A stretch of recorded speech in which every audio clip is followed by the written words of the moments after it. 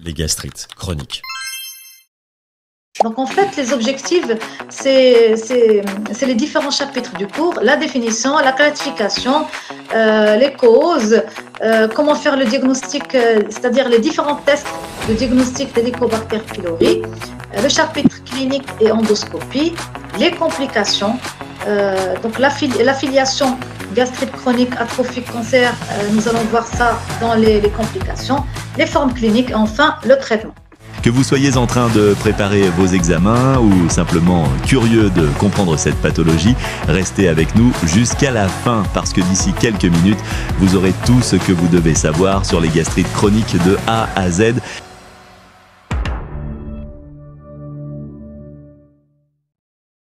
Bonjour à tous les étudiants qui nous ont rejoints pour ce cours. Donc, après avoir vu le chapitre des gastrites aiguës, nous allons arriver au chapitre des gastrites chroniques. Donc, déjà, pour vous dire que les gastrites aiguës, en général, elles sont beaucoup plus rares que les gastrites chroniques, c'est-à-dire qu'on ne les voit pas souvent. C'est plutôt, nous, les gastro, on voit surtout les gastrites chroniques plutôt que les gastrites aiguës. Les gastrites, en général, aiguës, quand est-ce qu'on les voit? C'est en général en urgence, soit au cours d'une hémorragie digestive, soit lors d'une ingestion de caustique, qu'on a affaire à cette histoire de gastrite aiguë plutôt qu'une gastrite chronique. Alors, pour les gastrites chroniques, les objectifs, donc vous les voyez, ils sont beaucoup plus longs que ceux de la gastrite aiguë. Donc, ce sont les suivants. Définir aussi une gastrite chronique. Donc, il faut savoir donner la définition d'une gastrite chronique. Savoir classer les gastrites chroniques. Il y a des classifications. Il faut savoir donc énumérer les causes les plus fréquentes des gastrites chroniques. Reconnaître les différentes méthodes pour le diagnostic de l'Helicobacter pylori, puisque l'Helicobacter pylori, nous allons le voir, c'est le principal agent éthiopathogénique de ces gastrites chroniques. Décrire les principaux symptômes cliniques et les aspects endoscopiques observés au cours des gastrites chroniques, d'accord?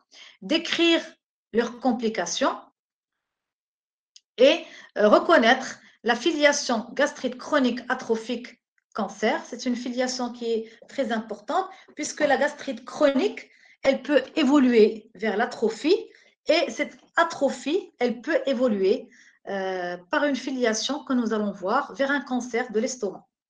Distinguer les différentes formes cliniques des gastrites chroniques et enfin préciser les modalités thérapeutiques de ces gastrites chroniques. Alors, comme définition, retenez bien que la définition des gastrites chroniques, c'est une définition histologique. D'accord?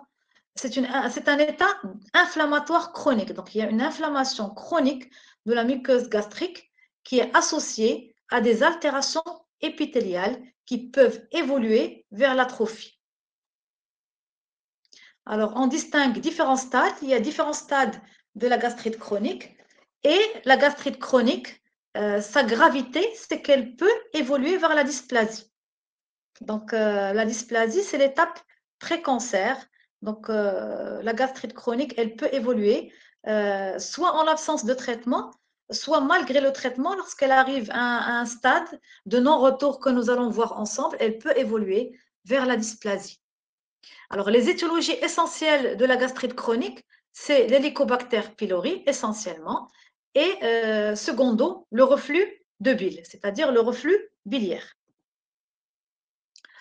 Alors, deuxième chapitre, c'est celui des classifications des gastrites chroniques. Alors, il y a une ancienne classification qui date de 1988, c'est ce qu'on appelle la classification de Wyatt et Dixon. C'est une classification qui est basée, d'accord, on distingue donc plusieurs types de gastrite et qui est basée sur l'étiologie, sur la cause de la gastrite.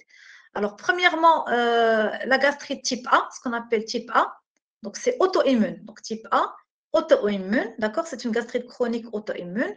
Gastrite type B, c'est une gastrite chronique normalement non spécifique, d'accord, mais liée surtout à HP surtout. C'est une gastrite, si vous voulez, on va dire bactérienne, donc liée surtout à l'Helicobacter pylori.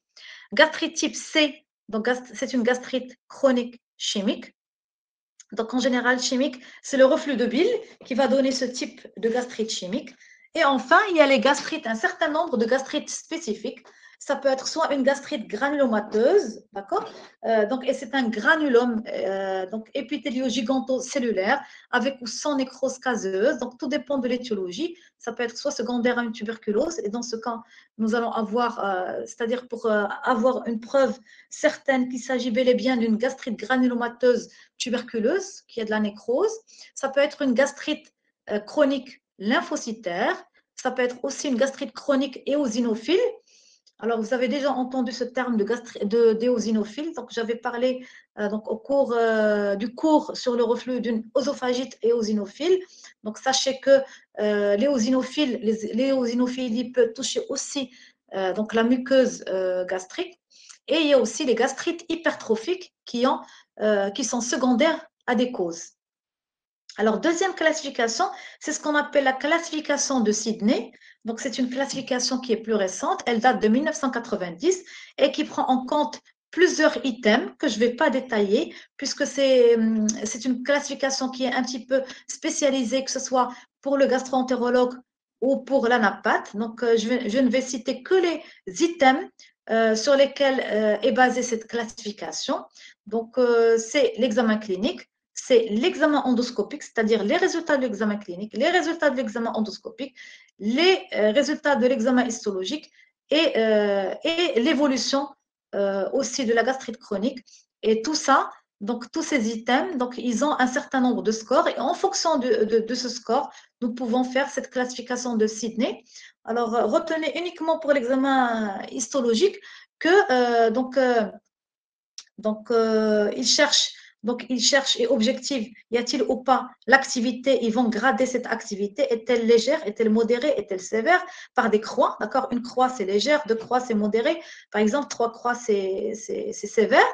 Alors, il y a l'activité, il y a l'atrophie, d'accord? Atrophie, toujours gradée en légère, moyenne, sévère, modérée.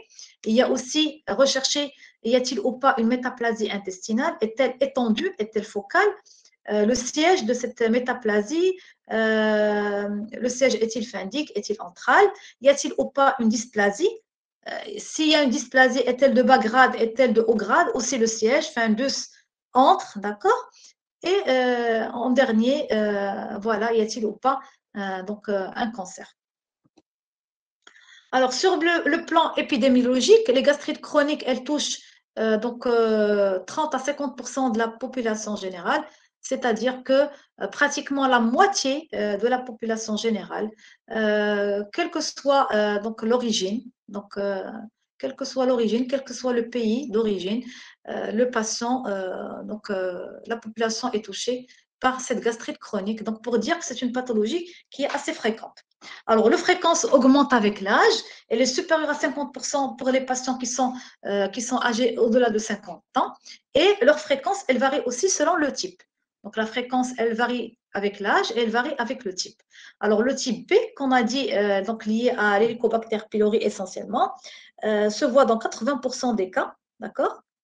Et le type A, par exemple, seulement dans 4% des cas. Puisque la gastrite, on a dit le type A, c'est une gastrite auto-immune. Elle se voit dans le cadre de la maladie de Birmer. C'est une maladie qui reste assez rare. C'est pour ça que la gastrite chronique, elle n'est que de 4%, alors que l'HP, l'infection à HP, c'est une infection qui est fréquente, et donc ça va donner une gastrite chronique, souvent dans 80% des cas. Pour les gastrites spécifiques, si vous vous rappelez, nous avons dit gastrite granulomateuse, éosinophile, hypertrophique, lymphocytaire. Ça reste des gastrites qui sont rares, qui ne se voient que dans 5% des cas des gastrites chroniques. Alors maintenant, nous allons voir ensemble quelles sont les étiologies, c'est-à-dire les causes de ces gastrites chroniques. Alors, nous allons voir tout d'abord les facteurs exogènes. Et tout d'abord, nous allons commencer par l'infection par l'Helicobacter pylori, ce qu'on appelle en abréviation, ce qu'on appelle l'HP. Alors, HP, qui dit HP, dit Helicobacter pylori en abréviation. Alors, donc, il faut savoir que déjà l'HP, c'est une bactérie de découverte assez récente. Elle a été découverte en 1983 par des Australiens. Donc, comme vous le voyez sur la photo en haut à droite, par Warren et Marshall. D'accord? par Warren et Marshall, donc découverte de cette bactérie. Et c'est une bactérie bacille gram-négatif, non sporulée et qui est flagellée. D'accord? Alors, vous le voyez sur la photo en bas, qu'est-ce que ça donne? Donc, l'image de la bactérie, l'image de l'HP. Donc, elle mesure 3 micromètres de long, donc vraiment très petite, et 0,5 micromètres de large. D'accord? Et elle est dotée de 4 à 6 flagelles. Et ces flagelles lui permettent de bouger, de se mobiliser. Donc, c'est grâce à ces flagelles que la bactérie peut bouger au niveau du mucus de l'estomac. Alors là, cette bactérie, elle vit dans le mucus du tube digestif, d'accord? Alors, comment elle arrive, cette bactérie, à vivre dans l'estomac? Donc, cette bactérie, elle produit de nombreux enzymes, d'accord? Dans l'uréase. Donc, cette bactérie, elle a un système enzymatique. Donc, elle porte sur elle un système enzymatique. Et parmi ces enzymes, il y a l'uréase. Alors, cette uréase, elle va dégrader, elle va hydrolyser l'urée du liquide gastrique, d'accord? Elle va l'hydrolyser. Et l'hydrolyse de cette urée va libérer l'ammoniac. Elle va aussi libérer le CO2. Et cet ammoniac va permettre l'alcalinisation du milieu, puisqu'on sait que le milieu gastrique, c'est un milieu qui est acide. D'accord? Donc, en libérant de l'ammoniac, le milieu, il va devenir alcalin.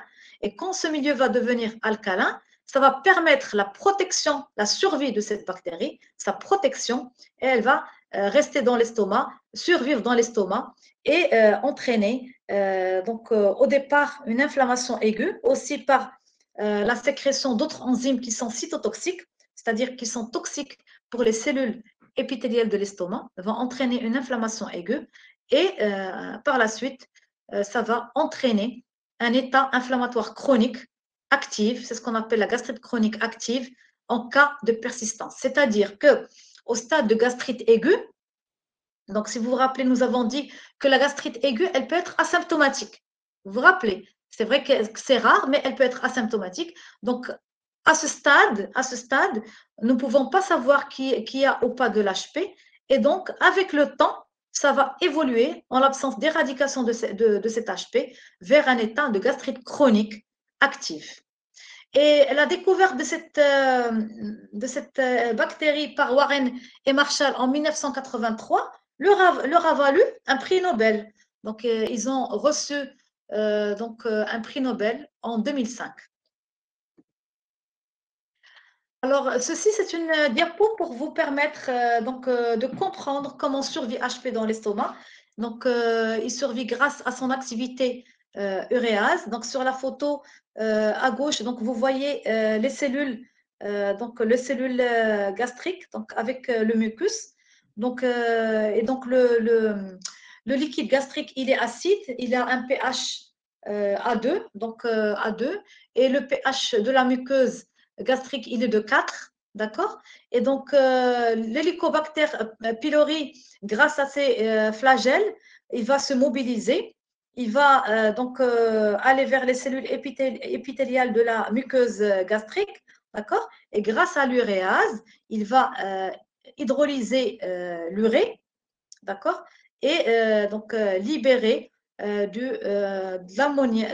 ions d'ammoniac et du CO2, donc de l'acide carbonique. Et ceci va permettre d'alcaliniser le milieu. Donc, le pH, au lieu qu'il soit à 4, va devenir à 7. Et grâce à ce pH alcalin, l'HP, il va persister, il va survivre dans le mucus et dans la muqueuse gastrique et entraîner des lésions de gastrite chronique. Alors, vous voyez sur ces différentes images, comment l'HP, il se mobilise, comment il va attaquer les cellules de la muqueuse, les cellules épithéliales de la muqueuse gastrique. Il va entraîner des lésions, d'accord, des lésions par son système enzymatique, notamment les mucinases bactériennes. Il va entraîner de l'inflammation de cette muqueuse gastrique par des protéases et par la libération de cytokines Et par un chimiotactisme des leucocytes, il va y avoir c'est-à-dire des lésions cellulaires gastriques avec de la gastrite chronique, de l'activité, voire de l'atrophie et de la métaplasie intestinale. Alors, à côté de l'hélicobacter pylori, comme autre facteur exogène, nous pouvons avoir l'ingestion de toxiques. En tête de liste, il y a l'alcool et le tabac. Aussi, les repas, la diététique va intervenir dans la genèse de cette gastrite chronique. Il y a aussi la consommation excessive d'épices et la consommation de boissons chaudes. C'est pour ça qu'on conseille aux patients de ne pas prendre beaucoup d'épices ni de boissons très chaudes, c'est-à-dire que la boisson, il faut attendre que ça refroidisse un peu, plutôt des boissons tièdes que des boissons qui sont hyper chaudes pour éviter des lésions de gastrite chronique. Et un certain nombre aussi de médicaments vont entraîner la gastrite chronique, à savoir l'aspirine que nous avons vu tout à l'heure, les anti-inflammatoires non stéroïdiens et les corticoïdes au long cours. En fait, ces médicaments gastrotoxiques vont entraîner au départ une gastrite aiguë, d'accord? Et en l'absence de traitement et en l'absence d'arrêt de ces médicaments, ça va continuer à évoluer. La gastrite aiguë va évoluer vers la gastrite chronique. À côté des facteurs exogènes, donc retenez l'HP comme facteur exogène principal, il y a un certain nombre de facteurs constitutionnels, c'est-à-dire des facteurs qui sont soit acquis ou constitutionnels, génétiques, qui peuvent entraîner et favoriser la genèse d'une gastrite chronique. Alors, premièrement, l'âge. Donc, nous avons vu que la gastrite chronique augmente avec l'âge. Donc, à partir de 50 ans, de 60 ans, le risque de gastrite chronique, il est élevé. Il y a aussi les facteurs génétiques. Un certain nombre de groupes HLA sont susceptibles de développer une gastrite chronique, en l'occurrence l'HLA A3, l'HLA B7 et l'HLA A1D8. Donc, ce sont des groupes HLA qui favorisent la survenue de gastrite chronique.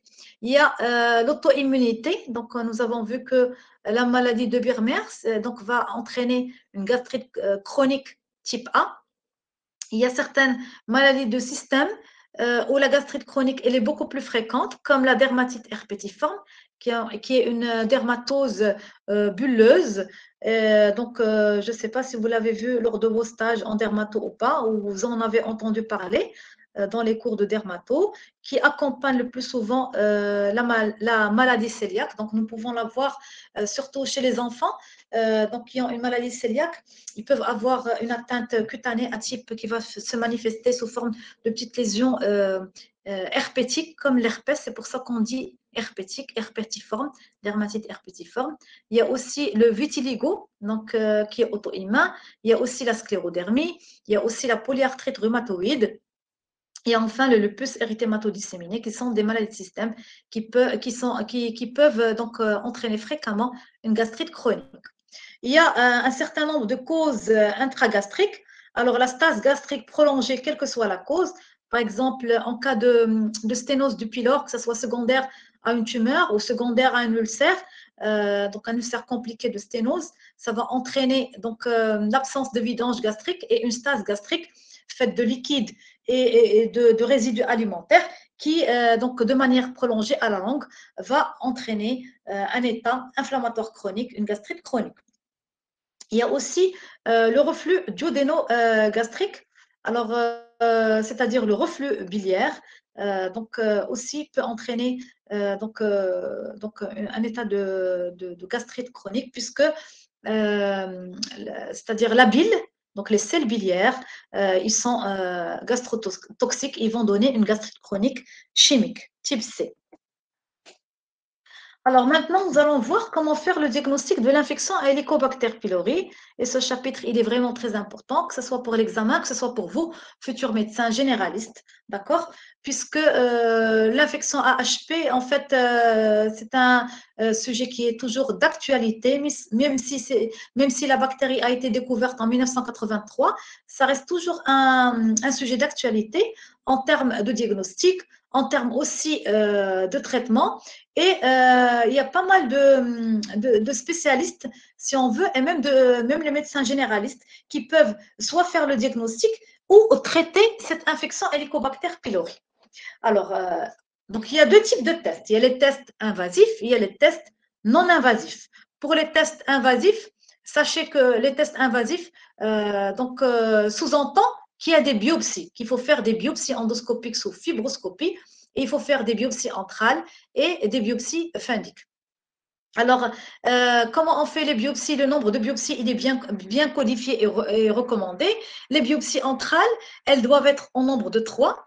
Donc, on fait une de part et d'autre du pylore, face antérieure, face postérieure, et une au niveau donc de la petite courbure, au niveau de l'angulus, de l'angle de la petite courbure.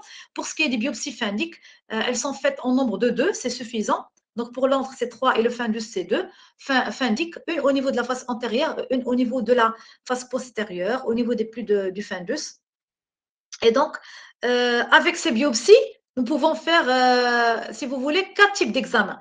Nous pouvons donc envoyer le flacon directement à l'anapathe, et ceci pour un examen histopathologique. Donc, l'anapathe, il va, avec le microscope, va nous dire et va nous décrire les différentes lésions histologiques en rapport avec cette infection Helicobacter pylori et le rechercher, d'accord? Il va donc, c'est-à-dire, il va le voir, il va essayer, en dehors des lésions de gastrite chronique, il va essayer de le rechercher, cet HP, par le microscope. C'est comme ce que je vous ai montré sur l'image de l'HP. Il va essayer de le trouver, puisqu'on a dit que c'est une toute petite bactérie de 3 micromètres de long.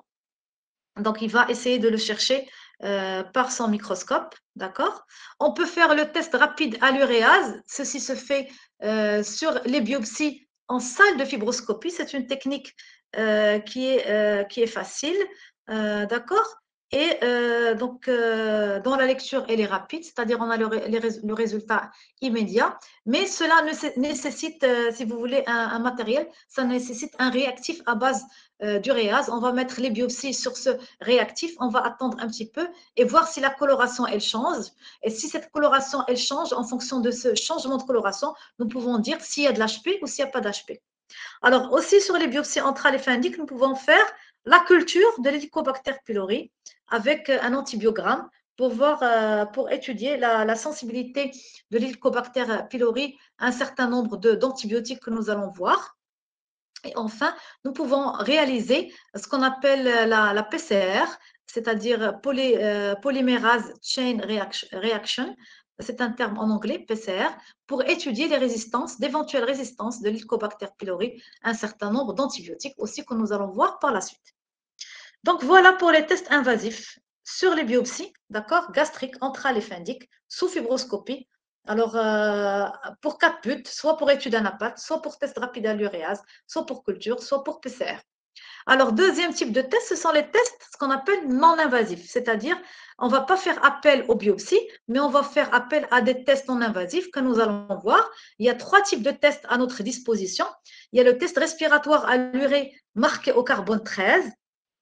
Alors, ce test, il consiste à faire ingérer de l'urée marquée par du carbone 13 au patient.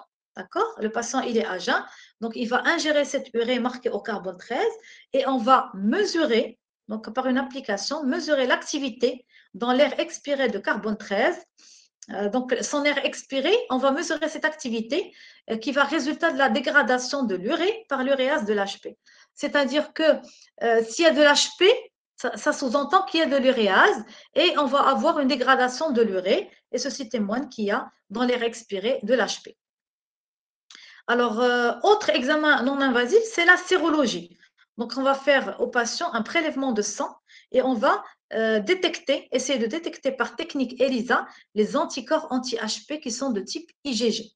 D'accord? C'est un test uniquement de diagnostic et non de contrôle. Alors, on va expliquer tout cela. C'est-à-dire que c'est-à-dire que si le patient, son médecin, donc il n'a pas envie de faire une fibro. Donc, je vous donne un exemple. Il n'a pas envie de faire une fibro pour faire des biopsies. Donc, on va zapper cette case de test invasif. Le test respiratoire, il n'est pas disponible à l'hôpital. Il est disponible dans des laboratoires, dans certains laboratoires, pas dans tous les laboratoires, et il coûte un peu cher. Donc, si vous dites que le patient, je n'ai pas les moyens pour faire le test respiratoire, ou je n'ai pas envie de faire ce test respiratoire, je n'ai pas envie aussi de subir une endoscopie digestive, donc vous pouvez lui proposer une sérologie. Donc, cette sérologie, elle va rechercher les anticorps anti-HP. Soit elle va vous répondre positif, soit elle va vous répondre négatif. Donc, ça, c'est pour on va dire, pour le dépistage ou pour le diagnostic. Alors, pourquoi on a dit que ce n'est pas un test de contrôle? On ne va pas contrôler l'éradication de l'HP après traitement, à la fin du traitement. Pourquoi? Parce que ces anticorps, donc ils vont persister, s'ils sont là, s'ils sont positifs, ils vont persister après 1 année à 2 années, même après avoir traité et éradiqué l'hélicobactère pylori, c'est-à-dire un patient qui a été traité et guéri de cette infection HP. Si on lui fait la sérologie, on va toujours retrouver des anticorps anti-HP. C'est pour ça qu'on dit que la sérologie, ce n'est pas un examen pour faire le contrôle d'éradication de l'hélicobactère pylori. Alors, troisième examen non invasif pour rechercher l'infection à HP, c'est ce qu'on appelle la recherche d'antigènes HP dans les selles, aussi par technique ELISA. Alors, on va faire, plutôt qu'un prélèvement sanguin, on va faire un prélèvement de selles. On va donc faire une ordonnance, on va demander, rechercher l'antigène Helicobacter pylori fait dans un laboratoire. C'est aussi par la technique ELISA. Alors,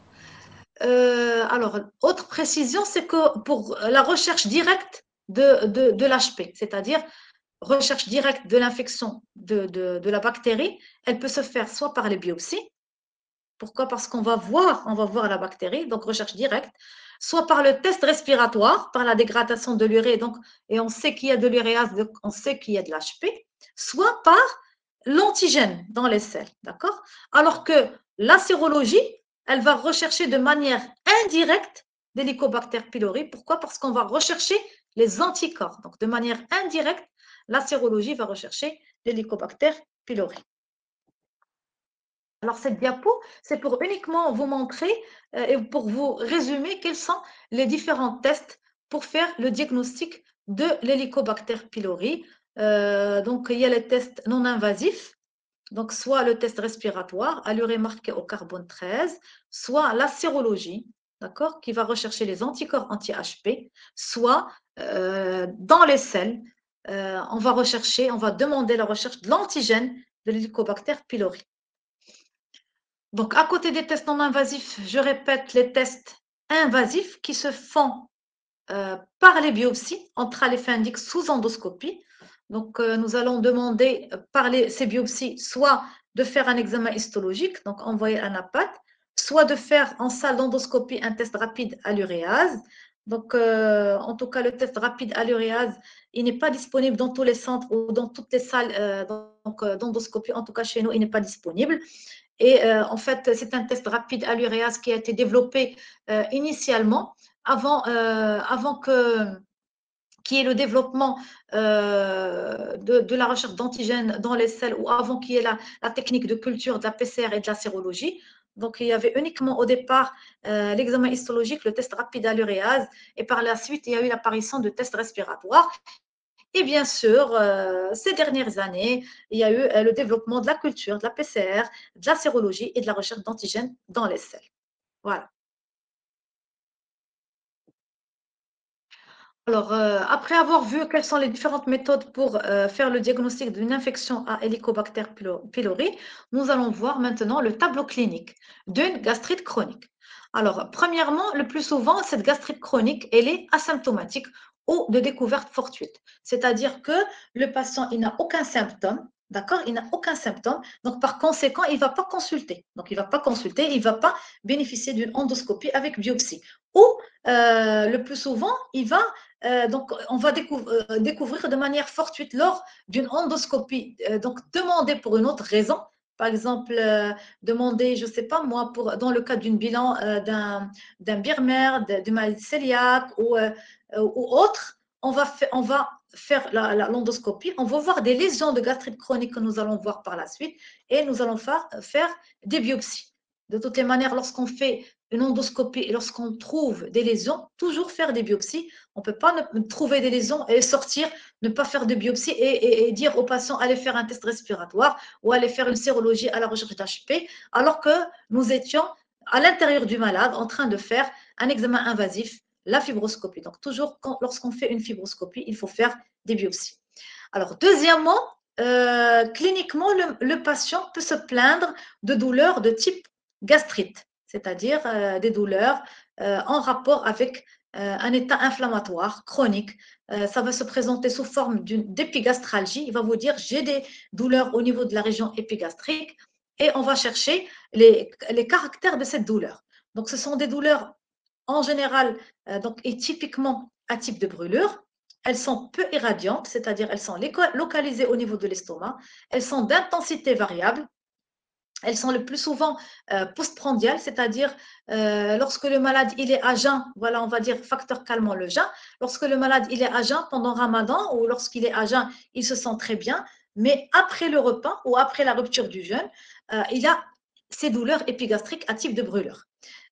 Donc, comme facteur aussi calmant, c'est les topiques gastriques. Nous allons dire topiques ou peut-être même les IPP, vu que la prise des IPP ou la prescription des IPP est maintenant devenue vraiment banalisée. Ils sont largement prescrits. Donc, il peut dire que le patient, lorsque je prends un IPP ou lorsque je prends un antiacide ou un topique, voilà, ça me calme. Donc, comme facteur favorisant, déclenchant de ce tableau de gastrite chronique, il y a les anti-inflammatoires non stéroïdiens, il y a l'aspirine, il y a les aliments acides, il y a les sucres, il y a les épices. Alors, ces épigastralgies, ils peuvent être soit isolés, soit associés à d'autres signes cliniques, en l'occurrence associés à des nausées et des vomissements. Donc, en général, le patient, il rapporte des nausées surtout matinales, le matin, lorsqu'on l'interroge, lorsqu'on est guidé par les caractères de ces épigastralgies, on lui pose donc la question, est-ce que le matin vous avez des nausées? C'est comme la femme enceinte. Donc, il vous dit oui, le matin, j'ai des nausées matinales. Est-ce que vous vomissez? Il vous dit soit j'ai uniquement des nausées matinales, soit il vous dit j'ai aussi des vomissements. Et en général, lorsqu'il y a des vomissements, ça veut dire que la gastrite chronique, c'est-à-dire qu'elle est un peu sévère. Et même en endoscopie, nous allons voir des lésions qui sont, si vous voulez, un peu sévères. Et l'évolution, elle peut être soit continue ou récidivante. Alors, soit ce sont des épigastralgies qui sont déclenchées, par exemple, lorsqu'il y a à la prise d'un repas ou, par exemple, à la prise d'INS ou d'aspirine ou d'épices, par exemple, ou ce sont des épigastralgies qui sont permanentes. Donc, il y a une évolution qui est continue, permanente, et c'est pour cela que le patient, justement, va venir vous consulter. Alors, associé à ces épigastralgies, il y a un syndrome dyspepsique. Il y a de la dyspepsie, c'est ce qu'on appelle la dyspepsie. C'est quoi cette dyspepsie? Elle est faite de quoi? Elle est faite de nausées, elle est faite d'éructation, une pesanteur postprandiale. C'est pour ça que le patient il a des flatulences, c'est-à-dire qu'il a un ballonnement au niveau de la région épigastrique avec des éructations et des nausées. Il y a aussi des brûlures épigastriques postprandiales et vomissements alimentaires au milieu. En fait, le syndrome dyspepsique, il est caractérisé par les brûlures épigastriques postprandiales, par les vomissements alimentaires, soit bilieux. Donc, le malade, il va vomir soit les aliments qu'il a mangés, il va vous dire non, je vomis uniquement la bile. Et en général, les vomissements bilieux ont lieu tôt le matin avant la prise des repas. Et associé à cela, des flatulences, c'est-à-dire un ballonnement, d'accord, des éructations et de nausées. Alors, autre symptomatologie des gastrites chroniques, il peut y avoir un syndrome pseudo-ulcéreux. Nous allons voir la prochaine fois le cours sur l'ulcère gastro-duodénal, justement pour faire la part des choses entre s'agit-il d'une douleur de type gastrite chronique en l'occurrence, ou d'une douleur orientée vers un ulcère gastro-duodénal. Les douleurs épigastriques sont différentes en termes de caractère. Elles sont différentes en termes, voilà, c'est-à-dire, par exemple, les douleurs de type gastrique, ce sont des douleurs à type de brûlure, alors que l'ulcère, c'est des douleurs à type soit de crampe ou de torsion. D'accord. Les douleurs en rapport avec une gastrite, elles surviennent après repas, alors que les douleurs en rapport avec l'ulcère, elles surviennent à jeun. Alors, le malade, pour les douleurs de type gastrique, il est soulagé justement par le jeûne. Il est soulagé par Ramadan. Il vous dit, pendant Ramadan, super, je l'ai bien passé, j'ai rien senti. Et à la rupture du jeûne, la symptomatologie revient, me reprend. Alors que l'ulcéreux, lui, il vous dit, moi, je ne peux pas jeûner. Je n'ai pas fait Ramadan. Je ne peux pas rester sans manger. Pourquoi? Parce que les douleurs surviennent à jeun, elles sont déclenchées à jeun, et lorsqu'ils mangent, les douleurs sont calmées par les repas. Il y a aussi le syndrome anémique. Ça peut être une circonstance de découverte ou des signes cliniques de la gastrite chronique. Cela sous-entend qu'il y a une hémorragie, qu'elle soit extériorisée ou non extériorisée, c'est-à-dire non extériorisée, il y a uniquement le syndrome anémique. Et en général, c'est une anémie hypochrome microcytaire féripril. Alors, devant ces symptômes, bien sûr, nous allons examiner le patient. L'examen physique, il doit être complet de tous les appareils, d'accord? Le plus souvent, il est normal. Parfois, il y a une sensibilité épigastrique. Le malade, lorsqu'on le palpe la région épigastrique, il vous dit oui, c'est bien là, c'est là où j'ai mal. Ou une pâleur, que ce soit une pâleur muqueuse, uniquement une pâleur cutanéo-muqueuse. Bien sûr, ceci est en rapport avec une anémie. Alors, bien sûr, cliniquement, il faut toujours poser la question, en dehors des épigastralgies, le syndrome dyspepsique, nausées, vomissements, syndrome anémique, toujours poser la question à la recherche de signes de gravité. Y a-t-il ou pas un amaigrissement?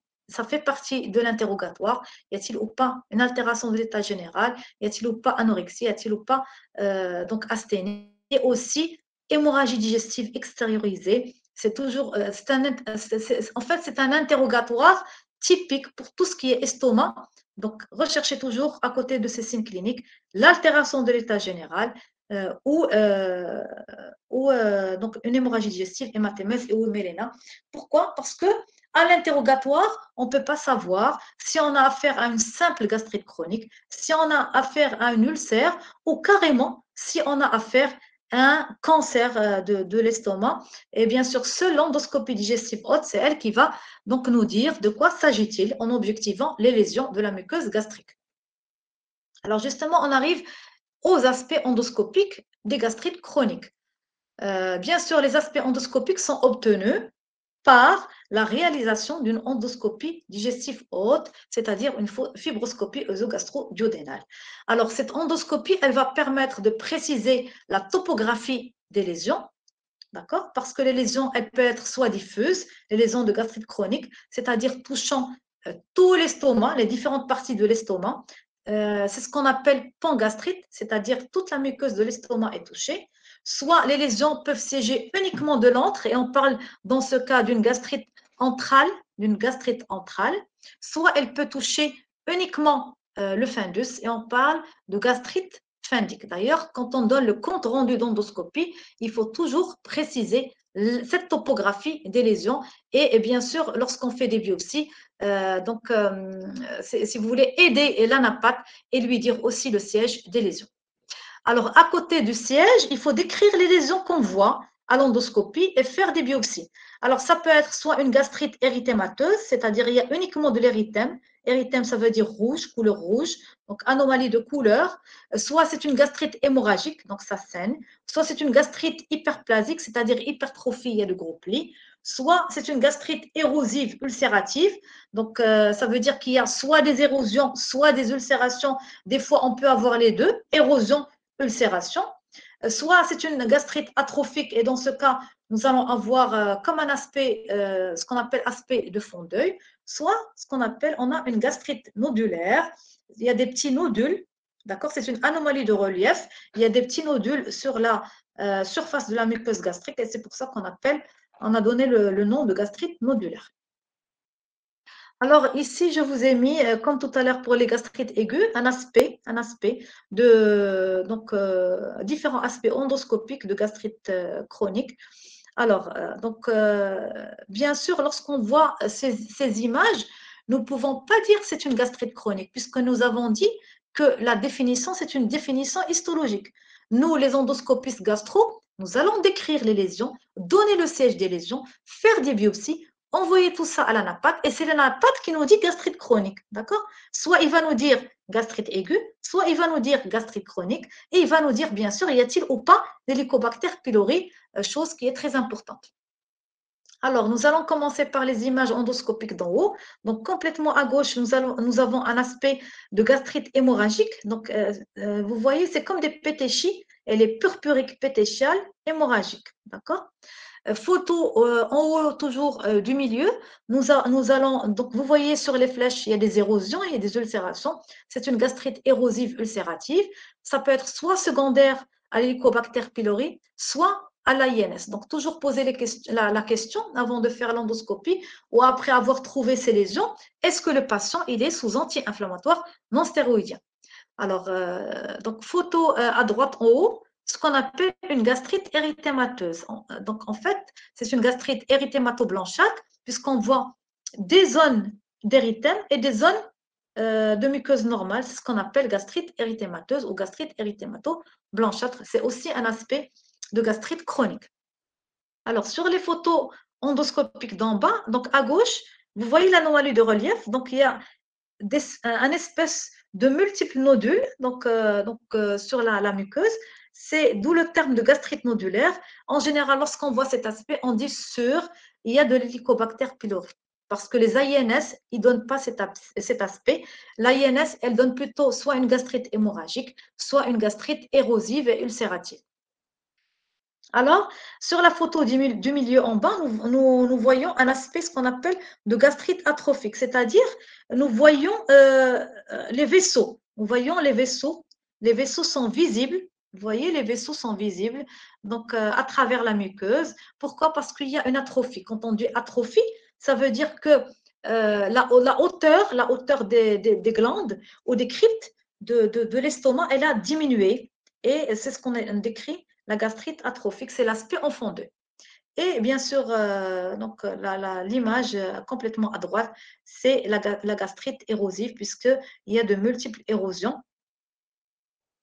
D'ailleurs, c'est la même photo que j'ai mise pour les gastrites aiguës, si vous vous souvenez, pour vous dire que en termes d'endoscopie, nous ne pouvons pas faire de différence entre gastrite chronique et gastrite aiguë. Certains aspects endoscopiques ne permettent pas de faire ces différences, sauf lorsqu'il y a une notion d'ingestion de caustique. Lorsqu'il y a une notion d'ingestion de caustique, c'est une gastrite aiguë, parce que l'ingestion de caustique, on ne va pas laisser ça évoluer vers la gastrite chronique, ça va aboutir à une perforation. Donc, voilà, donc c'est à travers les biopsies que l'anapathe va nous dire qu'il y a une gastrite chronique, en sachant que la gastrite chronique, elle est beaucoup plus fréquente que la gastrite aiguë. Alors, une fois on a fait l'endoscopie et on a bien fait les biopsies, d'accord? Donc, minimum 2 flacons, biopsie antrale, biopsie fundique, sur des flacons qui sont séparés, étiquetés. Et bien sûr, on va donner une fiche anapathe où nous allons préciser le siège des lésions, l'aspect des lésions. Et donc, l'anapathe, nous allons attendre le compte rendu et la conclusion de l'anatomopathologique.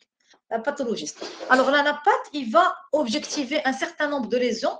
Comme nous, l'endoscopistes, nous avons objectivé un certain nombre de lésions. Donc, au départ, donc, la gastrite chronique, il y a des processus inflammatoires. Il y a un processus inflammatoire qui va se traduire sur le plan microscopique par une inflammation du chorion. Donc, le chorion, il va être le siège de cellules inflammatoires à type soit de cellules mononucléées, soit de polynucléaires neutrophiles ou de polynucléaires éosinophiles. Lorsqu'il y a donc un nombre assez suffisant de polynucléaires éosinophiles, d'ailleurs l'anapathe il va compter le nombre de polynucléaires éosinophiles par champ. S'il y a un nombre assez suffisant, il va dire il y a une gastrite à éosinophile. Donc, chercher la présence ou non d'Helicobacter pylori, chercher y a-t-il ou pas des lésions spécifiques, soit des granulomes. Ce sont des cellules épithéliales entourées d'une couronne de lymphocytes.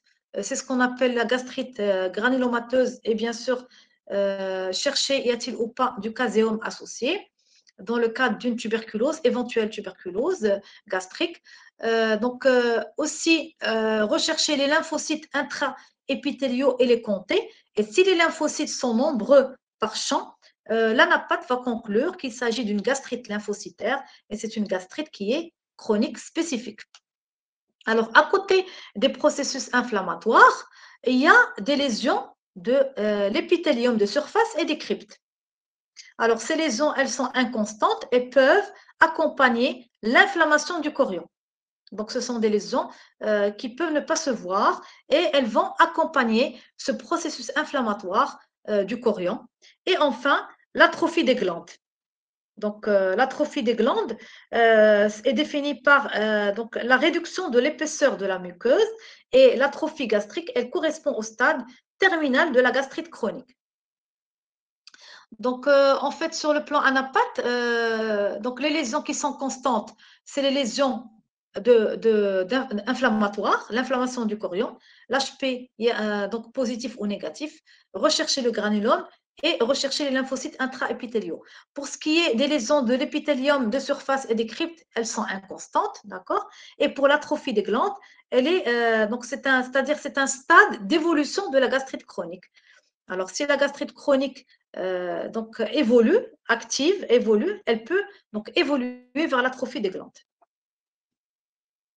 Donc, après avoir vu les différentes lésions histologiques des gastrites chroniques, nous allons donc voir ensemble les formes cliniques. Alors, première forme clinique, ce sont les formes asymptomatiques. Donc, nous avons dit tout à l'heure que pas mal de gens qui ont une gastrite chronique peuvent être carrément asymptomatiques. Et lorsqu'on va faire une endoscopie pour une raison X, nous allons découvrir de manière fortuite la gastrite chronique. Alors, deuxième forme clinique, ce sont les gastrites chroniques non spécifiques. C'est la gastrite chronique type B, d'accord? Donc, 90% des cas, elle est due à l'infection à Helicobacter pylori. Et le siège de cette gastrite chronique, il est le plus souvent antral. Mais bien sûr, retenez que pour l'infection AHP, lorsqu'on veut rechercher cette infection AHP, donc si vous vous souvenez, il faut toujours prélever, même si le siège il est antral, même si nous avons un aspect de gastrite, donc de gastrite à l'endoscopie au niveau de l'antre avec une muqueuse d'aspect normal au niveau du fundus, il faut toujours faire les prélèvements au niveau de l'antre, donc au nombre de 3, et des prélèvements, des biopsies au niveau du fundus au nombre de 2, même si la muqueuse, elle paraît normale à l'endoscopie. Alors, les gastrites chroniques, c'est la gastrite atrophique, c'est la gastrite, excusez-moi, c'est la gastrite auto-immune, c'est pas la gastrite atrophique. Là, c'est la gastrite atrophique, oui. Attendez, je vais voir. Birmer, c'est la gastrite atrophique auto-immune. Voilà, c'est la gastrite atrophique auto-immune. C'est la gastrite de type A. Nous pouvons dire auto-immune ou atrophique. Elle est observée dans la maladie de Birmer. Alors, pourquoi nous avons dit c'est une gastrite atrophique? Parce que par définition, la maladie de Birmer, c'est une fin dite chronique atrophique. Donc, c'est-à-dire qu'il y a une gastrite chronique qui est localisée au niveau du fundus, elle n'est pas localisée au niveau de l'antre, elle n'est pas donc localisée au niveau de tout l'estomac, mais uniquement, ça se voit, ça touche uniquement le fundus. Et obligatoirement, il y a une atrophie de l'épaisseur de la muqueuse fundique, voilà, qui est secondaire au Birmer. C'est une affection qui est rare, 4% des gastrites chroniques. L'origine, elle est auto-immune. Donc, qui dit auto-immune sous-entend qu'il y a la présence d'anticorps, et ce sont les anticorps antifacteurs intrinsèques. Le mécanisme de cette gastrite, il est dû il est dû à l'absence de facteurs intrinsèques, d'accord? Donc, le facteur intrinsèque, il est normalement sécrété par les cellules pariétales du fundus. Et cette absence de facteur intrinsèque va entraîner l'absence d'absorption de vitamine B12 et qui va entraîner l'atrophie des glandes fundiques. Donc, si vous voulez, le mécanisme premier, c'est l'absence de facteurs intrinsèques. C'est pour ça que, en cas de présence d'anticorps antifacteurs intrinsèques, c'est-à-dire lorsqu'on va rechercher ces anticorps, s'ils sont positifs, ça signe une maladie auto-immune, ça signe le Birmer, d'accord? Et ça va entraîner une absence d'absorption de vitamine B12 et par conséquent une atrophie des glandes pharyngées. Alors, sur le plan clinique, nous allons avoir un syndrome neuroanémique, c'est-à-dire un syndrome anémique et un syndrome neurologique. Sur le plan biologique, ça va se traduire par une anémie macrocytaire arégénérative. Le taux de vitamine B12, il est bas, il est effondré, et il y a des anticorps sériques anticellules pariétales gastriques, mais qui ne sont pas spécifiques. Et ce qui sont spécifiques, ce sont les anticorps antifacteurs intrinsèques. Donc, s'il y a des anticorps à rechercher ou à demander, si on veut être économique, il faut demander les anticorps antifacteurs intrinsèques. Ce sont eux les anticorps qui sont spécifiques. Alors, l'évolution, il y a un risque d'évolution de ce Birmer vers le cancer de l'estomac dans 5% des cas, dans la tumeur neuroendocrine dans 2 à 10% des cas, ou un adénocarcinome gastrique. C'est-à-dire que le Birmer, il risque, en l'absence d'une surveillance qui est régulière, endoscopique et histologique étroite, vers un cancer. Ce cancer, il peut être soit sous la forme d'une tumeur neuroendocrine, ce qu'on appelle les TNE, tumeur neuroendocrine, soit sous forme d'adénocarcinome de l'estomac. Alors, donc c'est pour ça que j'ai dit que la surveillance endoscopique, elle est obligatoire. Et le traitement, il repose sur le traitement par la vitamine B12. On va donner donc 1000 gamma de vitamine B12 par voie parentérale. Et ceci va se faire. Donc, c'est un traitement à vie au long cours. Alors, cette diapo, c'est pour vous expliquer le Birmer. Donc, il y a des anticorps antifacteurs intrinsèques qui vont entraîner le manque de facteurs intrinsèques, d'accord? Et ce manque de facteurs intrinsèques va entraîner la vitamine B12 qui ne va pas être absorbée parce que la vitamine B12 elle a donc obligatoirement besoin de facteurs intrinsèques pour être absorbée, d'accord? Et ce manque de facteurs intrinsèques va entraîner une atrophie de la muqueuse pharyngique et par-delà une pharyngite chronique atrophique. Voilà. Alors, quatrième forme clinique des gastrites chroniques, ce sont les gastrites chroniques spécifiques. Alors, il y a les gastrites chroniques lymphocytaires. Elles se voient dans 1 à 5% des gastrites chroniques. Dans 20% des cas, l'HP est positif. D'accord? Donc,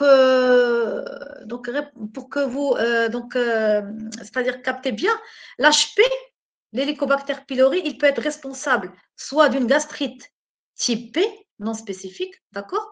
Soit, ceci se voit dans 90% des cas, soit il peut être responsable d'une gastrite chronique, ce qu'on appelle lymphocytaire.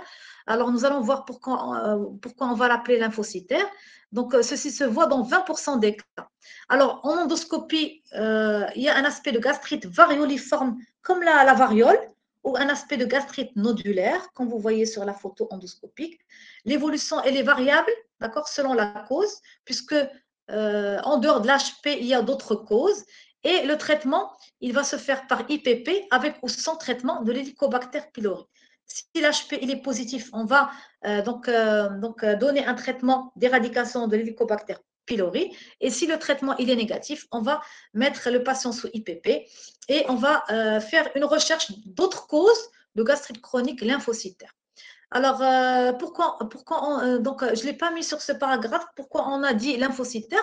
Puisque, si vous vous rappelez bien dans le chapitre l'anapathe, sur les biopsies, il va voir qu'il y a beaucoup de lymphocytes intraépithéliaux et quand il va faire le comptage de ces lymphocytes, lorsqu'il y a un certain nombre, je ne me rappelle plus duquel, donc l'anapathe, c'est lui le spécialiste dans la matière, il va signer gastrite lymphocytaire. Donc, à côté de cette gastrite lymphocytaire, il doit nous dire l'anapathe, y a-t-il ou pas de l'Helicobacter pylori?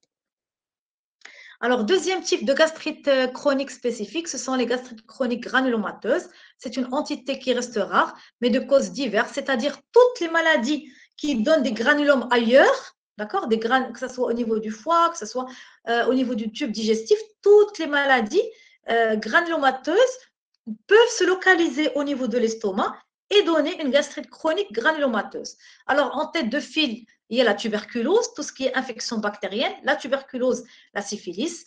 Il y a aussi maladie de système, la sarcoïdose. Il y a la maladie de Crohn, qui est une maladie inflammatoire cryptogénétique inflammatoire de l'intestin, donc qui touche le tube digestif de la bouche jusqu'à l'anus. Et donc, elle peut être localisée soit de manière isolée au niveau de l'estomac, soit cette localisation gastrique, elle peut être associée à d'autres localisations, en l'occurrence des localisations iléocécales ou des localisations anopérinéales. Donc, vous allez étudier par la suite ces maladies inflammatoires et aussi une allergie ou une réaction à corps étranger, voilà, peut entraîner une gastrite chronique granulomateuse avec donc à l'histologie, donc l'anapathe, lorsqu'il va analyser les biopsies, va objectiver donc un granulome. Alors vous voyez avec sur cette photo anapathe, la flèche, il y a un granulome. Donc c'est un granulome épithéliologique endocellulaire qui est entouré par une couronne de lymphocytes. Alors l'anapathe, lorsqu'il voit ça, c'est-à-dire il ne va pas pouvoir rater cet aspect, il va vous dire voilà, c'est un granulome. Et dans ce cas, lorsqu'il signe le compte rendu, il va nous dire gastrite chronique granulomateuse. C'est là où le gastro va déclencher une enquête étiologique. Pourquoi le malade a une gastrite chronique granulomateuse? Puisque c'est en recherchant la cause et en la mettant en évidence que nous pouvons lancer un traitement étiologique de cette gastrite chronique granulomateuse. Alors, troisième type de gastrite chronique, c'est les gastrites spécifiques, ce sont les gastrites chroniques réactionnelles. Elles peuvent être réactionnelles à un reflux biliaire, soit après gastrostomie. Il faut savoir que les sels biliaires ont un rôle nocif, ils sont gastrotoxiques. Donc, les sels biliaires, c'est comme les caustiques, l'alcool, les AINS, la pepsine contenue dans les sels biliaires est gastrotoxique. Il y a aussi les gastrites chroniques eosinophiles. Donc, comme son nom l'indique, il y a un nombre important sur les biopsies de polynucléaires eosinophiles. Ceci se voit donc le plus souvent chez les enfants et dans le cadre de gastro-entérite allergique. Donc, l'enfant, il fait beaucoup d'épisodes de gastro-entérite et lorsqu'on va faire une endoscopie avec biopsie, l'anapathe va nous dire, voilà, il s'agit d'une gastrite chronique eosinophile et le traitement, il est en général basé sur les corticoïdes. C'est une cure courte de corticothérapie orale. Il faut mettre en évidence l'agent allergène pour éviter la récidive justement de cette gastroentérite allergique ou c'est-à-dire l'atteinte d'autres muqueuses digestives par les eosinophiles, notamment l'œsophage, par exemple, le côlon ou l'intestin grêle. Alors, cinquième cause de gastrite chronique spécifique, c'est ce qu'on appelle la gastrite hypertrophique. Elle est observée dans ce qu'on appelle la maladie de Ménétrier. Donc, c'est une maladie qui va se traduire sur le plan endoscopique par de gros plis au niveau de l'estomac. Avec à l'anapathe, une augmentation de l'épaisseur de la muqueuse gastrique. Donc, la gastrite atrophique, c'est une atrophie, une diminution de l'épaisseur de la muqueuse gastrique, alors que dans le ménétrier, dans la gastrite hypertrophique, il y a plutôt le contraire, une augmentation de l'épaisseur de la muqueuse gastrique. Alors, cette gastrite chronique, elle peut se compliquer, soit de complications bénignes, soit de complications qui sont graves. Pour ce qui est des complications bénignes, ça peut être des hémorragies digestives, soit sous forme d'hématémèse et ou de méléna, soit une anémie, par carence, que ce soit par carence en vitamine B12 ou par carence en fer, par carence martiale. Et on peut avoir aussi une diarrhée qui est secondaire à l'achlorhydrie. Cette achlorhydrie va entraîner une malabsorption et une pullulation microbienne, et d'où une diarrhée. Voilà. Donc ça, c'est pour les complications bénignes de la gastrite chronique. Alors, les complications graves, c'est la survenue de cancer. Donc, premièrement, l'adénocarcinome. D'accord? Alors, ça, c'est une filiation qu'il faut connaître. C'est-à-dire qu'au départ, la muqueuse gastrique, elle est normale. Lorsque cette muqueuse gastrique, elle est colonisée, elle est infectée par l'Helicobacter pylori, ou lorsqu'il y a d'autres facteurs qui vont entraîner une gastrite chronique, ceci va évoluer vers une gastrite chronique active. Après, donc ça va évoluer vers une gastrite chronique atrophique. Donc, il faut savoir que au stade de gastrite chronique atrophique, une fois qu'il y a une gastrite chronique atrophique, donc c'est un stade de non-retour, d'accord, qui peut évoluer vers une métaplasie intestinale. Et cette métaplasie intestinale, elle peut évoluer vers la dysplasie. Premièrement, dysplasie de bas grade, puis dysplasie de haut grade, puis carcinome in situ, et enfin adénocarcinome. Voilà. Donc, pour vous dire que la gastrite chronique, certes, c'est une pathologie qui est bénigne, mais qui peut évoluer au stade de gastrite chronique atrophique et de métaplasie intestinale vers un cancer de l'estomac. Alors, l'affiliation à connaître, c'est gastrite chronique atrophique, métaplasie intestinale, dysplasie et adénocarcinome gastrique. D'où l'intérêt d'une surveillance par endoscopie associée à des biopsies de toute gastrite au stade d'atrophie ou de métaplasie ou de dysplasie. Donc, une fois que le malade, lorsqu'on fait des biopsies, que ce soit au départ, lors de la première endoscopie ou lors d'un contrôle d'une endoscopie, lorsqu'on fait des biopsies et lorsqu'on tombe, lorsque l'anapathe nous répond atrophie, attention, il y a atrophie, attention, il y a métaplasie, attention, il y a dysplasie, il faut donc surveiller à vie ce patient par une endoscopie et par des biopsies gastriques. Alors, à côté du cancer, il y a aussi un risque de lymphome gastrique. Alors, la responsabilité de l'Helicobacter pylori dans la survenue d'un lymphome de type MAD de l'estomac est nettement établie. C'est-à-dire que la gastrite chronique par l'HP peut évoluer vers l'atrophie et l'adénocarcinome de l'estomac. En absence d'HP aussi au stade d'atrophie, ça peut évoluer vers l'adénoca. Pour ce qui est du lymphome, il faut obligatoirement avoir dès le départ une gastrite chronique avec de l'HP. D'accord? Donc, on ne va pas rentrer dans les détails par rapport à la physiopathologie, comment ça se fait, gastrite chronique HP plus active évoluant vers le lymphome, puisque ce n'est pas le but de ce cours. Et c'est un sujet qui reste spécialisé, qui n'est pas de votre niveau. Alors, maintenant, nous sommes arrivés au chapitre traitement. C'est un chapitre qui est vraiment très intéressant. Donc, comment traiter une gastrite chronique, comment traiter, éradiquer l'Helicobacter pylori et comment être sûr que nous avons guéri une infection à l'Helicobacter pylori. Alors, le traitement, il repose premièrement sur les mesures hygiéno-diététiques. Alors, ce sont des mesures qui sont à conseiller, quel que soit le type de gastrite, d'accord, quelle que soit, c'est-à-dire la cause de cette gastrite chronique. Une fois qu'on a le diagnostic de gastrite chronique, il faut conseiller au patient un certain nombre de mesures. Donc, qu'est-ce qu'on va lui dire?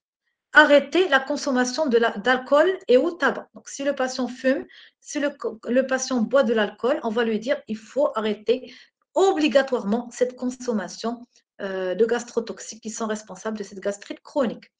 Éviter les aliments épicés, éviter les aliments trop gras, éviter les fruits acides qui retardent la vidange gastrique. D'accord? Alors, parce que le retard de la vidange gastrique va faire qu'il y aura un temps de contact prolongé des aliments et de liquides acides gastriques avec la muqueuse, et ceci va entraîner des lésions de gastrite chronique. Pas de prise abusive d'anti-inflammatoires non stéroïdiens, c'est-à-dire que éviter l'automédication, éviter de prendre des anti-inflammatoires comme ça à tort et à travers pour n'importe quelle douleur, parce que ce sont des médicaments gastrotoxiques. Et si véritablement il y a indication à les prendre, si le médecin doit les prescrire, il faut rechercher l'hélicobacter avant, traiter s'il est positif, s'il est là, et donc associer les anti-inflammatoires aux IPP pour éviter justement la survenue d'une gastrite chronique et la survenue de ces complications. Alors, maintenant, nous allons voir comment traiter et comment éradiquer, c'est-à-dire comment traiter une infection à Helicobacter pylori et comment arriver à guérir et à éradiquer. Donc, la guérison d'une infection HP, c'est ce qu'on appelle donc, dans notre spécialité éradication de l'Helicobacter pylori. Alors, nous avons à notre disposition des moyens, donc nous allons voir lesquels. Alors, il y a des IPP et il y a des antibiotiques. Alors, les antibiotiques, pourquoi? Parce que l'IPP, parce que l'HP, c'est une bactérie. Donc, qui dit bactérie, dit obligatoirement nécessité d'antibiotiques. Alors, premièrement, les IPP, il faut les prendre. Nous allons voir par la suite les schémas thérapeutiques en double dose, c'est-à-dire en 2 prises, matin et soir, et une demi-heure avant repas. Donc, une prise le matin, une demi-heure avant le petit déjeuner, et une prise le soir, une demi-heure avant le dîner. Alors, je vous ai mis ici les 5 familles d'IPP qui sont disponibles au Maroc. Il y a l'oméprazole, d'accord? Il y a le lansoprazole, il y a le pantoprazole, il y a l'esoméprazole et il y a le rabéprazole. Donc, pour moi, je présume que vous êtes maintenant habitués à ces noms de famille d'IPP. Et quand même, je voudrais préciser les doses simples, c'est-à-dire, ce n'est pas les doses doubles, mais les doses simples de chaque famille d'IPP. Alors, pour l'oméprazole, la dose simple, c'est 20 mg. Pour le lansoprazole, la dose simple, c'est le 30 mg. Pour le pantoprazole, la dose simple, c'est le 40 mg. Pour les oméprazole, dose simple dosée à 40 mg. Et pour le rabéprazole, la dose simple, c'est le 20 mg.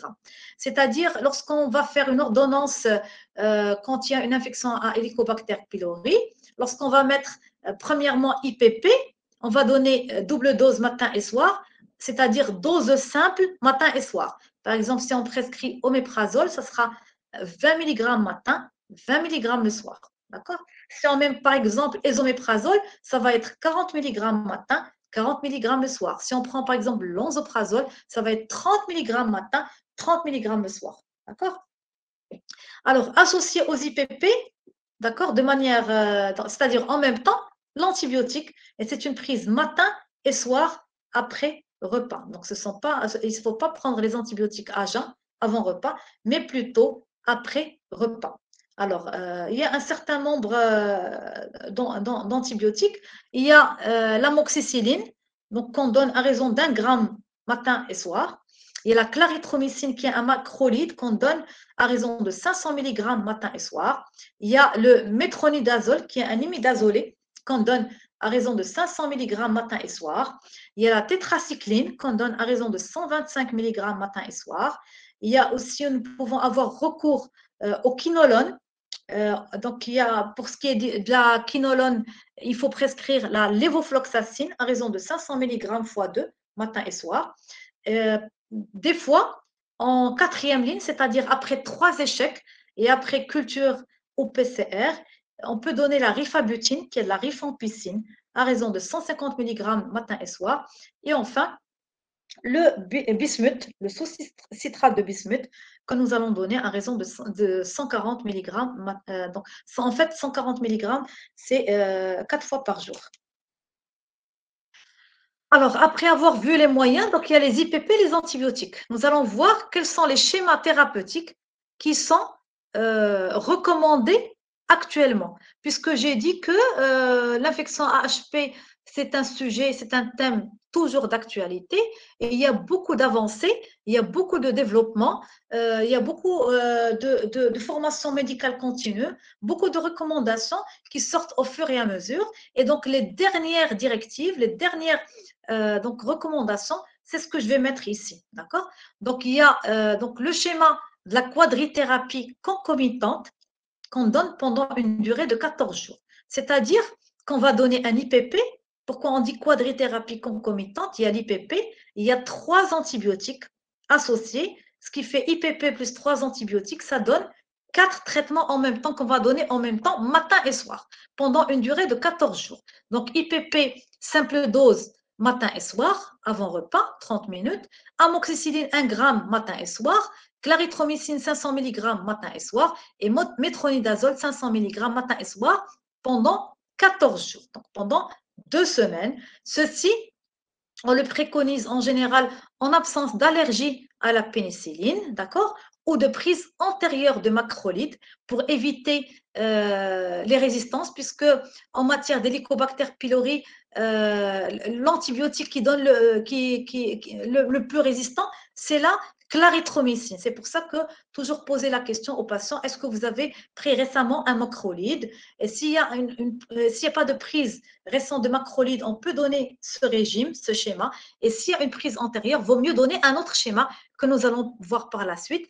Et sachez que c'est un traitement probabiliste. Alors, pourquoi j'ai dit probabiliste? Pourquoi? Parce qu'on n'a pas testé la sensibilité ou la résistance, on n'a pas fait d'antibiogramme pour dire que voilà, la bactérie de ce patient, elle est sensible à tel ou tel antibiotique. Donc, c'est un traitement qu'on donne, c'est un traitement qu'on appelle probabiliste ou empirique.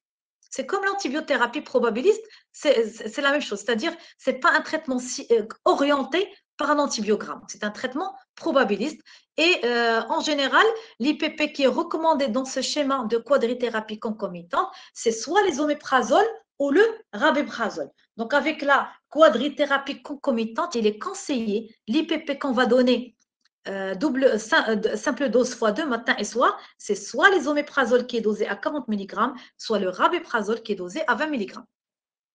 Alors, deuxième schéma thérapeutique, c'est ce qu'on appelle la quadrithérapie bismutée. D'où le nom commercial, il y a une seule quadrithérapie bismutée disponible, c'est Pilera. Donc, c'est un traitement qui est, bon, on ne va pas dire, donc, il est assez récent, d'accord?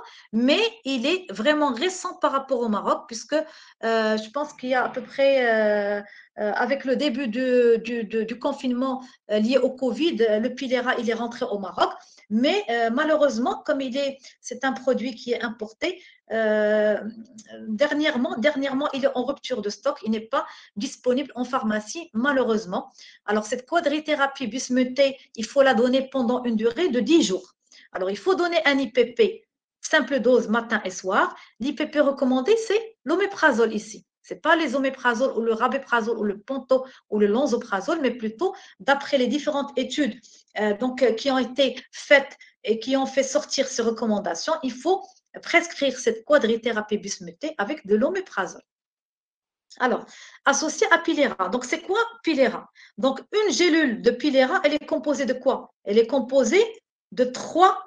Donc, elle est composée de 2 antibiotiques et de sous-citrate de bismuth. Donc, une gélule de Pilera est composée de 140 mg de sous-citrate de bismuth, associé à 125 mg de tétracycline, associé à 125 mg de métronidazole. Ça, c'est une gélule. Donc, pour la quadrithérapie bismutée, il faut donner 3 gélules 4 fois par jour, après repas et au coucher. C'est-à-dire qu'un patient à qui on va prescrire Pilera, il faut donner oméprazole, simple dose matin et soir, d'accord? Plus, on va mettre Pilera, 3 gélules, 4 fois par jour, après repas et au coucher, pendant tout cela, pendant une durée de 10 jours. Donc, les gélules de Pilera, il faut les prendre après repas. Donc, une gélule après petit-déj, une gélule après donc les déjeuners, une gélule après le repas, le dîner, le repas du soir, et une gélule au coucher. Donc, lorsque le malade va aller se coucher, il faut donner 3 gélules. Donc, c'est-à-dire, il faut donner, excusez-moi, 3 gélules, 4 fois, ça fait 12 gélules par jour. 12 gélules par jour de Pilera, associées aux 2 gélules d'IPP, donc ça fait 14 gélules. Si on note pour le schéma de quadrithérapie bismutée, Pilera, c'est 14 gélules par jour pendant une durée de 10 jours. Alors, c'est aussi un traitement probabiliste, c'est-à-dire qu'il n'y a pas eu un antibiogramme ou une culture ou une PCR derrière, et c'est un schéma thérapeutique qu'il faut privilégier en cas d'allergie à la pénicilline. Donc, si le patient il est allergique à la pénicilline, on ne peut pas donner la quadrithérapie concomitante. Pourquoi? Parce qu'il y a de l'amoxicilline. Dans ce cas, nous pouvons donner de la quadrithérapie bismutée, c'est-à-dire le Pilera. Alors, il y a aussi les schémas thérapeutiques à base de trithérapie. Ils ne sont pas à base de quadrithérapie, ils sont à base de trithérapie, c'est-à-dire on va donner IPP, double dose, d'accord, plus 2 prises, plus 2 antibiotiques pendant 14 jours. Donc ici, on n'a pas 3 antibiotiques, mais 2 antibiotiques. Alors, les bases, c'est quoi? C'est amoxicilline 1 gramme 3 fois par jour. Ici, on donne 3 fois par jour, d'accord? Et soit on associe l'IPP, soit c'est du rabéprazole, donc 20 mg 2 fois par jour, soit de l'ésoméprazole, 40 mg 2 fois par jour. Alors, en général, il faut savoir que la trithérapie, c'est un traitement orienté en fonction des résultats de la culture ou de la PCR, avec, nous avons bien sûr un antibiogramme. Donc, si l'antibiogramme répond que la souche d'HP et les clarithromycines sensibles, nous allons donner IPP, soit rabéprazole, soit ésoméprazole, plus amoxicilline, plus clarithromycine. D'accord? Clarithromycine, on va la donner 500 mg 2 fois par jour. C'est pour ça que j'ai mis en haut base, c'est-à-dire on va toujours garder amoxicilline 1 g x 3, rabéprazole ou ésoméprazole, et en fonction de la souche, on va ajouter le deuxième antibiotique. Si clarithromycine sensible, c'est la clarithromycine, à raison de 500 mg 2 fois par jour. Si la souche est les clarithromycine résistante, mais quinolone sensible, nous allons associé à l'amoxicilline, à l'IPP, de la lévofloxacine qui est un quinolone à raison de 500 mg 2 fois par jour. Et si la souche et les clarithromycines résistantes et aussi quinolone résistante, nous allons ajouter du métronidazole à raison de 500 mg 2 fois par jour, d'accord? Mais si s'il y a 3 échecs d'éradication et on est arrivé à la 4e ligne de traitement, nous pouvons donner IPP, amoxicilline et rifabutin à raison de 150 mg 2 fois par jour. Alors, bien sûr, après chaque traitement, après chaque schéma thérapeutique qu'on donne aux patients dans un but d'éradiquer l'Helicobacter pylori, il faut toujours faire un contrôle d'éradication. Alors, après un délai au-delà de 4 semaines, il faut faire ce contrôle d'éradication après arrêt des antibiotiques et au-delà de 2 semaines après arrêt des IPP. Donc, si on résume, il faut faire ce contrôle d'éradication au plus tôt 4 semaines après la fin du traitement. Donc, nous allons délivrer l'ordonnance, expliquer le schéma thérapeutique avec la durée du traitement et nous allons dire aux patients, après la fin du traitement, comptez 4 semaines, on va dire 1 mois, 4 semaines, et allez faire ce test de contrôle. Alors, le test de contrôle, il peut être soit un test respiratoire à l'urée marqué au carbone 13, soit ça peut être une recherche d'antigène HP dans les selles. Alors, la différence entre les deux, en termes c'est-à-dire d'efficacité, les deux tests se valent, mais en termes d'économie, la recherche d'antigène HP dans les selles, elle est moins chère que les tests respiratoires à l'urée marqués au carbone 13, mais aussi, il faut expliquer aux patients, c'est-à-dire ces deux tests de contrôle et laisser le choix au patient. S'il vous dit, moi, j'aime pas donner mes selles, donc on va opter pour le test respiratoire. Si vous dites, moi, j'ai pas envie de faire le test respiratoire, optez plutôt pour la recherche d'antigène HP dans les selles. Voilà. Alors, comment traiter? Maintenant, nous allons voir comment traiter. Donc, nous avons vu les différents schémas thérapeutiques, la quadrithérapie concomitante de 14 jours, la quadrithérapie bismuthée de 10 jours et la trithérapie de 14 jours. Alors, comment on va traiter? Alors, si la culture ou la PCR ont été réalisées, et c'est à privilégier, donc vaut mieux réaliser dès le départ, lors de la fibro avec biopsie, une culture ou une PCR, il faut faire un traitement orienté. C'est ce que j'ai dit tout à l'heure, donc en fonction de l'antibiogramme, en fonction de la sensibilité de la souche HP par lequel le patient est infecté. Si elle est clarithromycine sensible, si au contraire elle est clarithromycine résistante, mais plutôt quinolone sensible, ou si elle est plutôt résistante et quinolone résistante. Donc, en fonction du statut résistance aux antibiotiques. Si la culture ou la PCR n'a pas été réalisée ou si elle n'est pas disponible dans le pays dans lequel nous exerçons, par exemple au Maroc, à ma connaissance, on ne fait pas de culture ni PCR. Donc, en général, on ne fait pas de traitement orienté, c'est-à-dire d'emblée, c'est plutôt le traitement probabiliste selon que le patient soit allergique ou pas à la pénicilline. Alors, voilà, le traitement probabiliste, c'est le suivant. Si le patient n'est pas allergique à la pénicilline, on a le choix entre quadrithérapie bismutée pendant 10 jours ou quadrithérapie concomitante pendant 14 jours. Donc, comptez 4 semaines, c'est-à-dire un mois après la fin du traitement, demandez un contrôle, soit par un test respiratoire ou par la recherche d'antigènes HP dans les selles. Si le test de contrôle il est négatif, c'est bon, l'infection HP elle a été traitée, éradiquée. D'accord? Si le contrôle il est positif, donc tout dépend. Si au départ, nous avons commencé par une quadrithérapie bismutée, il faut donner la deuxième fois le traitement concomitant pendant 14 jours. Si au départ, nous avons donné le traitement concomitant, il faut la deuxième fois donner, en cas d'échec, une quadrithérapie bismutée pendant 10 jours et refaire à la fin du traitement, compter 4 semaines, un mois, refaire un autre contrôle. Ça peut être le même test de contrôle, soit un test respiratoire ou la recherche d'antigènes HP dans les selles. S'il est négatif cette fois-ci, la deuxième fois, c'est bon. Notre infection HP, elle est guérie, elle a été éradiquée, nous avons pu l'éradiquer. Si ça reste positif, c'est-à-dire que là, il nous faut un traitement d'éradication de troisième ligne. C'est-à-dire la première ligne n'a pas été efficace, la deuxième ligne n'a pas été efficace, il y a toujours de l'HP. Et là, obligatoirement, il faut faire une endoscopie avec biopsie pour faire justement une culture avec antibiogramme ou PCR pour étudier les résistances. Et à partir des résultats de la culture ou PCR, justement, délivrer un traitement orienté. Alors, deuxième cas de figure, si le patient allergique est allergique à la pénicilline. Donc là, nous n'avons pas le choix.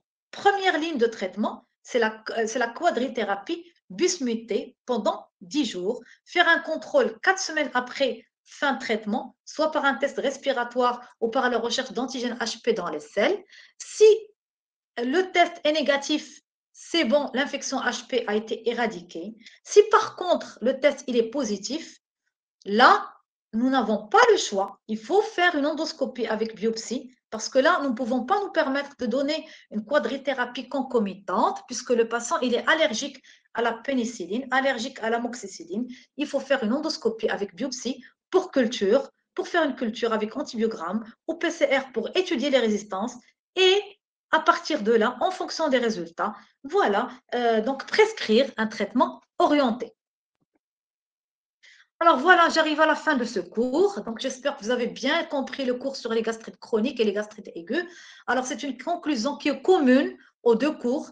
Alors les gastrites, elles peuvent être aiguës ou chroniques. Leur diagnostic repose sur l'endoscopie couplée à l'histologie par les biopsies. La gastrite chronique type B et la gastrite chronique type A sont les plus fréquentes. La gastrite chronique type B est secondaire à l'hélicobactère pylori dans 90% des cas. Les autres formes de gastrite chronique sont rares. La gastrite aiguë peut évoluer vers la gastrite chronique ou se compliquer d'hémorragie ou de perforation. La gastrite chronique peut évoluer vers l'atrophie et la filiation gastrite chronique atrophique cancer est à connaître. Le traitement est fonction de la cause et le traitement de la gastrite chronique HP+ est actuellement bien codifié. Alors, ce sont des plaques. Donc, je reprends les objectifs. Donc, si jamais vous avez des questions ou des précisions, pour dire que l'objectif des gastrites aiguës, c'est savoir donner la définition, savoir citer les causes, savoir reconnaître les manifestations cliniques, les aspects endoscopiques et évolutifs des gastrites aiguës.